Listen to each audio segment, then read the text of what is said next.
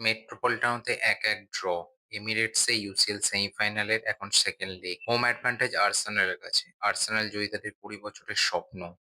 ২০০৬ সালে লাস্ট তারা UCL final খেলেছিল। সেই স্বপ্ন যদি তারা পূরণ করতে চায়, তাহলে অ্যাথলেটিকো মাদ্রিদকে হারাতেই হবে। অন্যদিকে অ্যাথলেটিকো মাদ্রিদও ২০১৬ সালে লাস্ট চ্যাম্পিয়ন্স লিগ ফাইনাল খেলেছিল। অ্যাথলেটিকো মাদ্রিদ যদি চায় তাদের স্বপ্ন পূরণ করতে, তাহলে আর্সেনালের হোমে হারাতে হবে।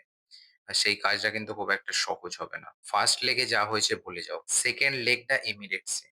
আর এখানেই আর্সেনালের সবথেকে বড় সুযোগ।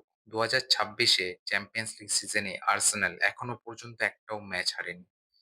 ১০টা উইন, ২টো ড্র।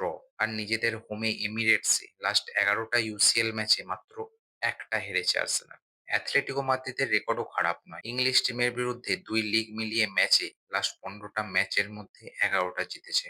ইতিহাস বলছে অ্যাথলেটিকো মাদ্রিদের পাল্লা ভারী। আর রিসেন্ট ফর্ম বলছে আর্সেনালের পাল্লা ভারী। তোমার কি মনে হয় এমিরেটসে কে ফাইনালে যাওয়ার টিকিট পাবে? অবশ্যই কমেন্ট করে জানাও।